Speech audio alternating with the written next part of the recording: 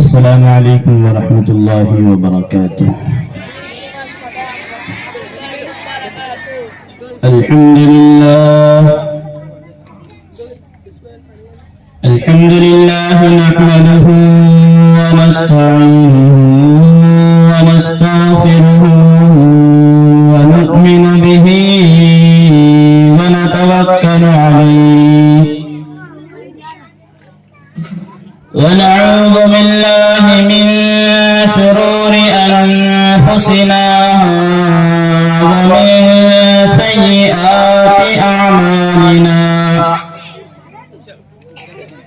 من يهدي الله فلا مضل له ومن يضلل فلا هادي له ونشهد أن سيدنا وسندنا ونبينا ومولانا محمدا عبده ورسوله وسلم تسليما كثيرا كثيرا أما بعد فأعوذ بالله السميع العليم من الشيطان الرجيم بسم الله الرحمن الرحيم لو أنزلنا هذا القرآن على جبل لرأيته خاشعا متصدعا من خشية الله وقال النبي صلى الله تعالى عليه وسلم من قرأ القرآن فاستظهره فأحل حلاله وحرم حرامه أدخله الله الجنة وشفعه في عشرة من أهل بيته كلهم قد وجبت لهم النار صدق الله مولانا العلي العظيم وصدق رسوله النبي الكريم۔ محترم بزرگوں، عزیزوں، نوجوانوں، عزیز مسلمانوں، اللہ تبارک و تعالیٰ کا بے حد کرم و احسان ہے کہ اللہ تعالیٰ نے آج اس پروگرام میں ہم سب کو جمع فرمایا ہے اور کچھ باتیں کہنے سننے کی توفیق نصیب فرمائی ہے۔ بچوں کا پروگرام چل رہا ہے، ماشاءاللہ بہت ہی اچھے انداز میں بچے اپنا پروگرام پیش کر رہے تھے۔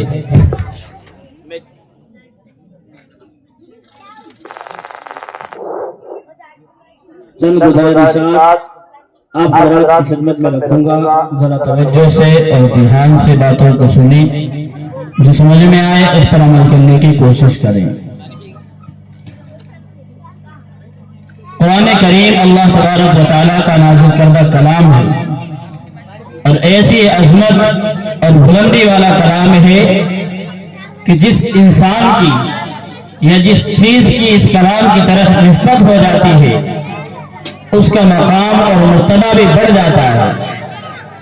قرآن کریم عجیب کتاب ہے، جس طرح سے خدا رب العالمین کی ذات تمام عالم کے لیے رب کائنات جو ہے کہ پالنے والا ہے، محمد الرسول اللہ صلی اللہ علیہ وسلم کی نبوت اور رسالت تمام عالم کے لیے ہے، اسی طرح سے قرآن کریم کی ہدایت بھی تمام عالم کے لیے ہے۔ اور کیوں نہ ہو کہ جس کا بھیجنے والا رب العالمین ہے اور لانے والا جبرائیل بھی بڑا طاقتور ہے، اور جس پر نازل ہوا وہ محمد صلی اللہ علیہ وسلم بھی بہت زیادہ امین اور صادق ہیں۔ قرآن اپنا خود تعارف کرواتا ہے، چنانچہ قرآن کریم سے میں نے سوال کیا، قرآن کریم ذرا اپنا نام تو بتا، تیرا نام کیا ہے؟ تو قرآن کہتا ہے بل هو قرآن مجید، قرآن تو دنیا میں نازل ہونے سے پہلے کہاں رہا ہے؟ تو قرآن کہتا ہے فی لوح محفوظ۔ اور قرآن تو کہاں سے نازل ہوا ہے؟ تجھے بھیجنے والا کون ہے؟ تو قرآن کہتا ہے تنزیل من رب العالمین۔ قرآن تجھے لے کر کون آیا ہے؟ تو قرآن کہتا ہے نزل بہ الروح الامین. اور قرآن تو کس پر نازل ہوا ہے؟ تو قرآن کہتا ہے ننزل علی محمد وهو الحق من ربهم. قرآن تو کس شہر میں نازل ہوا؟ تو قرآن کہتا ہے وهذا البلد الامین. قرآن تو کس مہینے میں نازل ہوا؟ تو قرآن جواب دیتا ہے شہر رمضان الذی انزل فیہ القرآن. قرآن تو کس رات میں نازل ہوا؟ تو قرآن کہتا ہے انا انزلناہ فی لیلۃ القدر. قرآن کریم رمضان المبارک کے اندر نازل ہوا. قرآن کریم شب قدر کے اندر نازل ہوا. اس لیے اس مہینے کی بھی برکت بڑھ گئی, اس رات کی بھی عظمت بڑھ گئی. جو انسان اس کلام کو اپنے سینے کے اندر محفوظ کر لے یا اس کا کچھ حصہ اپنے دماغ کے اندر بسا لے, مالک کائنات کے نزدیک دنیا میں سب سے بہترین اور مکرم ہو جاتا ہے. اس لیے کہ قرآن کریم کو مالک کائنات نے جب آسمانوں کے اوپر پہاڑوں کے اوپر نازل کرنے کا ارادہ فرمایا, جس کو قرآن کریم میں ارشاد فرمایا لو انزلنا هذا القرآن على جبل لرأيته خاشعا متصدعا من خشية الله وتلك الأمثال نضربها للناس لعلهم يتفكرون. مالک کائنات قرآن میں ارشاد فرماتا ہے لوگوں میں اس قرآن کریم کو پہاڑوں پر نازل اگر کرتے, یہ پہاڑ جو آپ کو نظر آتے ہیں قرآن کریم کے بوجھ سے یہ بھی ریزہ رہا ہوتے ہیں. اگر ان کو سمندر پر کیا جاتا, قرآن کریم کو سمندر پر نازل کیا جاتا, سمندر دریا سے ختم ہو جاتے. مالک کائنات کی قسم, اس قرآن کو مالک کائنات نے انسان کے اوپر نازل کیا اور تمام انسانوں میں وہ انسان مکرم بن جاتا ہے, بہترین بن جاتا ہے, دل نشین اور نازنین بن جاتا ہے. جو قرآن کریم سے نسبت سے اپنا تعلق جوڑ لیتا ہے, جو قرآن کریم کو پڑھتا ہے پڑھاتا ہے, تمام دنیا کے اندر لوگوں میں سب سے بہترین نظر آتا ہے. اس کلام کی نسبت جس چیز کی طرف ہو جاتی ہے وہ چیز بھی محترم بن جاتی ہے. قرآن کریم حضرت محمد رسول اللہ صلی اللہ علیہ وسلم کا کھلا معجزہ ہے. حضرت موسیٰ علیہ السلام کا ایسا معجزہ ہے, لیکن قرآن کریم محمد رسول اللہ صلی اللہ علیہ وسلم کا کھلا معجزہ ہے. اور سلیمان علیہ السلام کی انگوٹھی معجزہ تھی. اگر کوئی انسان سلیمان علیہ السلام اس انگوٹھی کو جب پہن لیا کرتے تھے تو جن بھوت ان کے تابع ہو جاتے تھے, دنیا کی حکومت و سلطنت ان کے تابع ہو جاتے تھے اور تمام مخلوقات پر ان کی سلطنت کا سکہ چلتا تھا. لیکن آج کوئی موسیٰ علیہ السلام کی عصا کو اٹھا کر پھینک دے, وہ اسلحہ نہیں بنے گا. سلیمان علیہ السلام کی انگوٹھی کو پہن لے, جن بھوت اس کے تابع نہیں ہوں گے. لیکن مالک کائنات کی قسم قرآن کریم کل بھی معجزہ تھا, آج بھی معجزہ ہے اور قیامت تک معجزہ رہے گا. اور کیوں نہ ہو, جس کو بھیجنے والا خود رب العالمین ہو. ان القوة للہ جميعا تبارک الذی بیدہ الملک. سارے جہان کی بادشاہت جس مالک الملک کے قبضے میں ہے وہ رب دو جہاں اس قرآن کو بھیجنے والا ہے. دنیا نے بڑی باتیں بنائی قرآن کے بارے میں اور چاہا کہ جیسا کلام پیش کر دے, لیکن مالک کائنات نے ہمیشہ آنے والی نسلوں کو چیلنج دیا ہے کہ اس کلام کی طرح ایک کلام تو دور کی بات, اس قرآن کی طرح ایک آیت ہی پیش کر دے, 10 آیتیں لے کر آ جائے, قرآن کا ایک حصہ پیش کر دے. لیکن دنیا کے تمام فصحاء اور بلغاء اور ادباء شتر اور حیران رہ گئے اور قرآن کریم کا ایک کلام بھی پیش نہیں کر سکے. آج وہی کلام ان معصوم بچوں کے سینوں میں بسایا جاتا ہے, انہیں سکھایا جاتا ہے, انہیں بتایا جاتا ہے. اور یہ کلام وہ ہے جس کو محمد رسول اللہ صلی اللہ علیہ وسلم نے ہمیں لا کر پیش کیا ہے. چنانچہ قرآن کریم میں مالک کائنات نے ارشاد فرمایا وَأَنذِرْ عَشِيرَتَكَ الْأَقْرَبِينَ. محمد رسول اللہ صلی اللہ کی صداقت کو بتانے کے لیے یہ واقعہ پیش کرنے جا رہا ہوں۔ فرمایا میرے محبوب صلی اللہ علیہ وسلم آپ اپنے خاندان والوں کو ڈرائیے، اپنے رشتہ داروں کو ڈرائیے، مالک کائنات آپ کو جو پیغام پہنچانا چاہتا ہے اس پیغام کو لوگوں کو بتائیے۔ جب مدنی کریم صلی اللہ علیہ وسلم کو حکم ملا اقرا اے محمد صلی اللہ علیہ وسلم پڑھیے اور لوگوں کو بھی بتائیے، انہیں سمجھائیے، بسم ربک الذی خلق، اس مالک کائنات کے نام سے پڑھیے جس نے آپ کو اس حالت کے اندر پیدا کیا ہے، جس نے دونوں جہان کو پیدا کیا ہے، جس نے زمین اور آسمان کو پیدا کیا ہے۔ چنانچہ قرآن کے آنے کے بعد لوگوں کو پتہ چلا اپنی عبادت کا اپنی دنیا میں آنے کا مقصد کیا ہے، دنیا میں لوگوں کو کیوں بھیجا گیا۔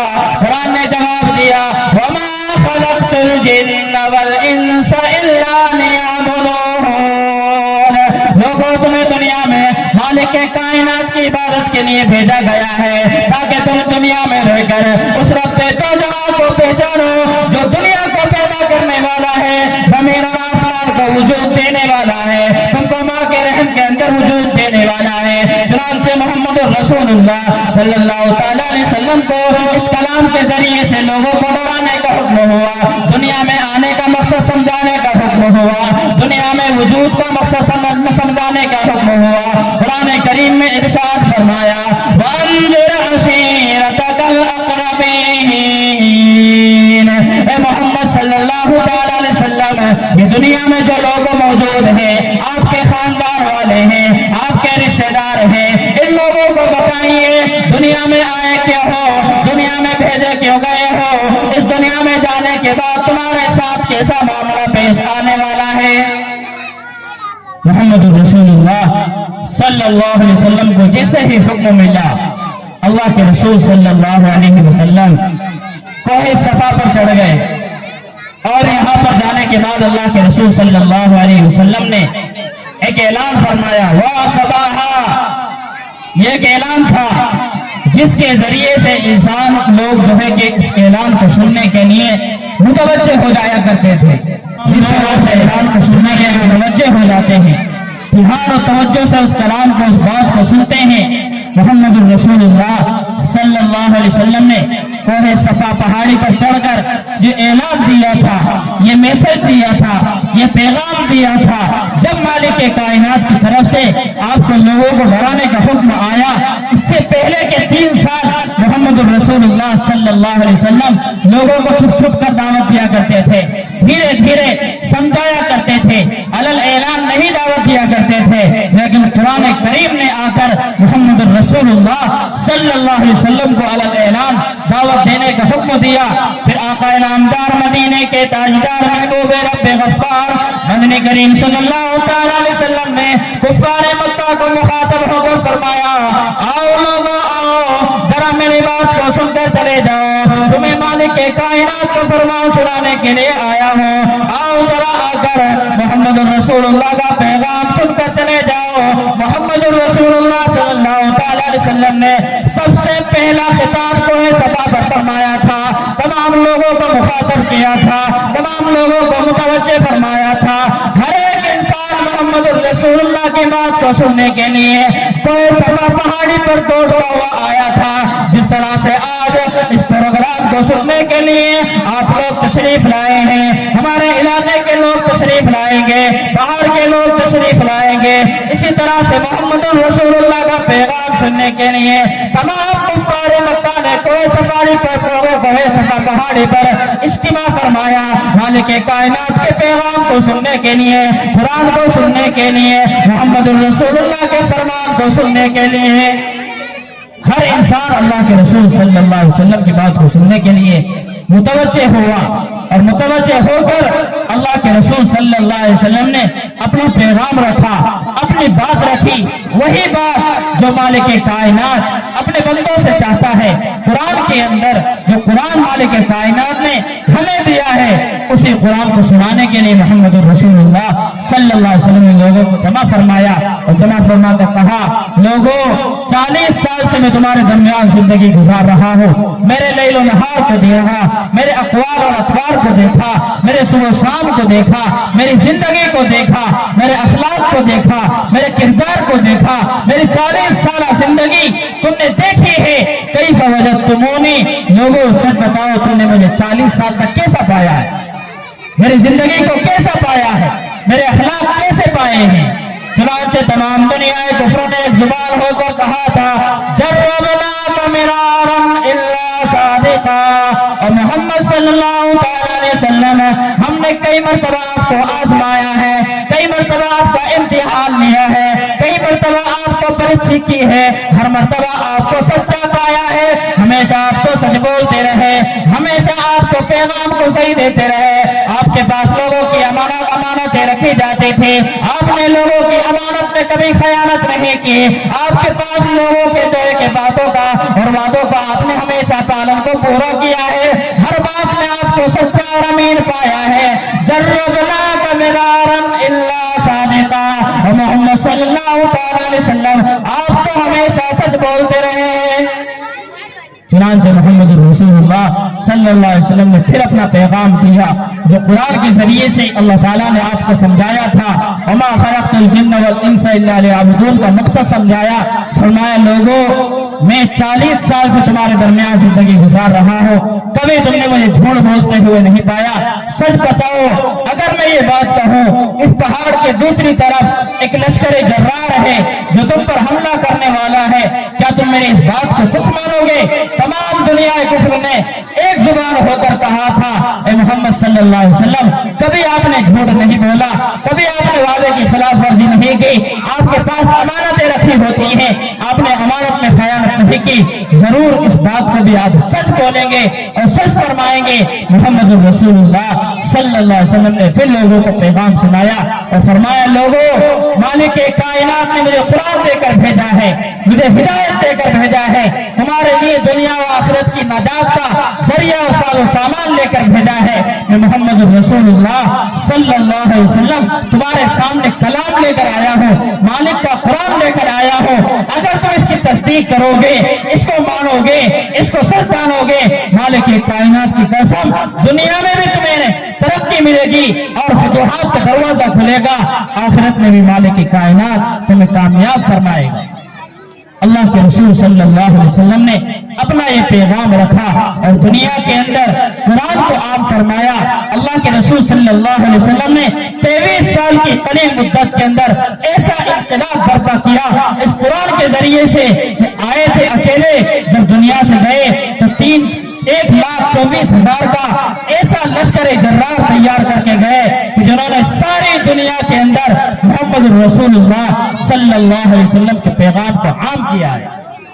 इसलिए जो इंसान अपना रिश्ता कुरान से जोड़ लेता है, उसका मकाम भी मालिक कायनात की तरफ मंसूब हो जाता है और उसकी इज्जत और वकार बुलंद हो जाता है। चुनांचे मोहम्मद रसूलुल्लाह सल्लल्लाहु अलैहि वसल्लम ने सहाबा को ये कलाम दिया, सहाबा ने अपने सीने से लगाया और दुनिया के अंदर इसको आम किया।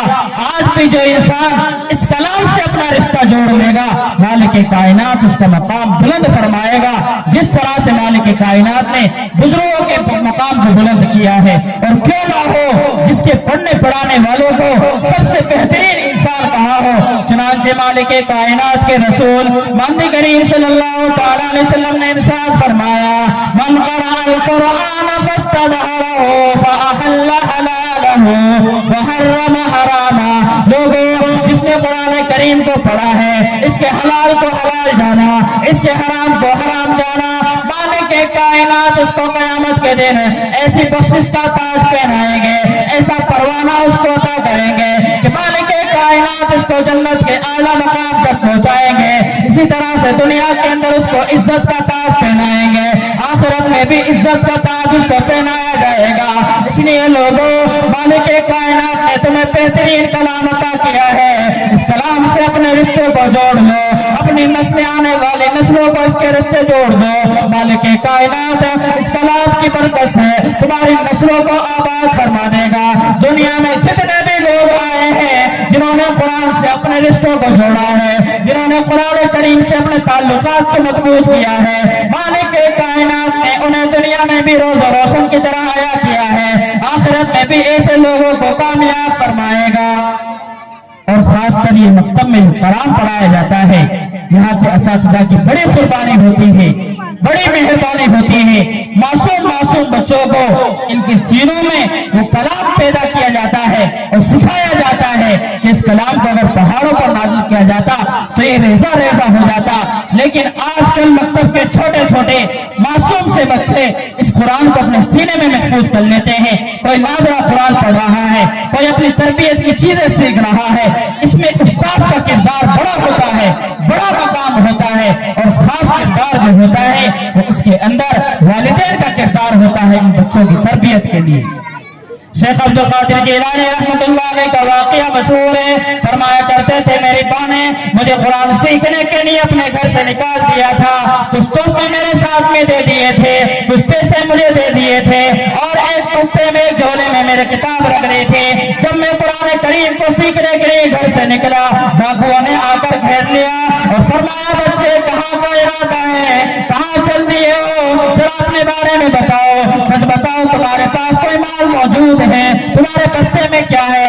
काम मचान ने मुझे कुछ अशरफियां दी हैं, कुछ पैसे दिए हैं ताकि मैं अपनी तालीमी सफर को मुकम्मल कर सकूं, और इस बस्ते के बारे में मालूम करते हो, इस बस्ते के अंदर मेरी वो तालीमी किताबें हैं जिसके जरिए से मैं कुरान सीखूंगा, कुरान को समझूंगा। माँ ने बच्चे को बताया, और मेरे बेटे, चाहे जान चली जाए दुनिया में कभी झूठ नहीं बोलना, चाहे जान चली जाए, माली नुकसान हो जाए, कभी धोखा नहीं देना। माँ ने मुझे बताया है, और मेरे बेटे, चाहे जैसे भी हालात आ जाए, कभी वादे की खिलाफ वर्जी नहीं करना। शेख अब्दुल कादिर जिलानी रहमतुल्लाह अलैह ने डाकुओं को कहा, मेरे पास कुछ माल मौजूद है, ये मेरी माँ ने इसलिए दिया है ताकि मैं इसके जरिए से अपने तालीमी सफर को मुकम्मल कर सकूं, कुरान सीख सकूं, दीन समझ सकूं। माँ की इस तरबियत की वजह से उस बच्चे ने झूठ नहीं बोला, और इसका सच बोलना उसकी विलायत कामिला का जरिया बना है। आज दुनिया शेख अब्दुल कादिर जिलानी रहमतुल्लाह अलैह के नाम को बड़े फख्र के साथ लेती है, बड़ी इज्जत के साथ लेती है।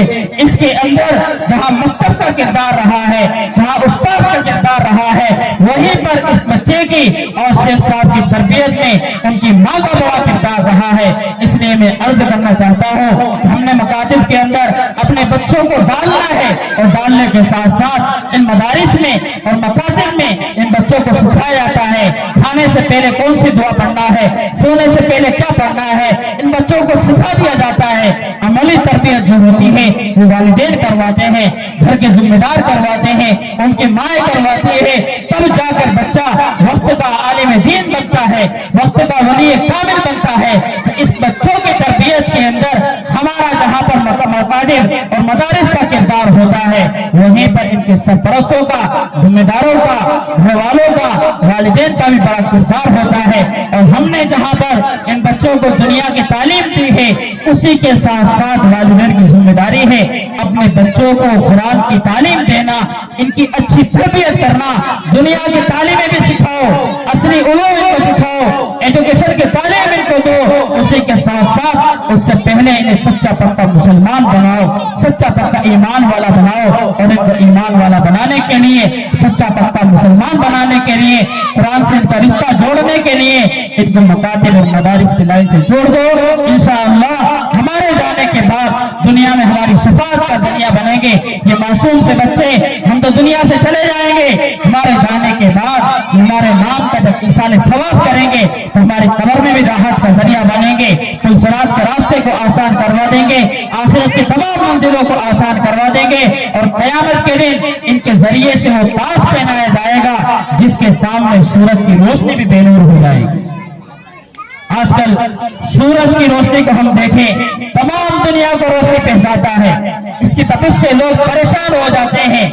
लेकिन जिन लोगों ने अपने बच्चों को कुरान पढ़ाया और अपने बच्चों को हाफिज़ कुरान बनाया, मालिक कायनात कल क़यामत के दिन ऐसा ताज पहनाएंगे उनके सरपरस्तों को, उनके जिम्मेदारों को, उनके घर वालों को, उनके वालिदैन को, इसके सामने सूरज की रोशनी भी बेनूर हो जाएगी।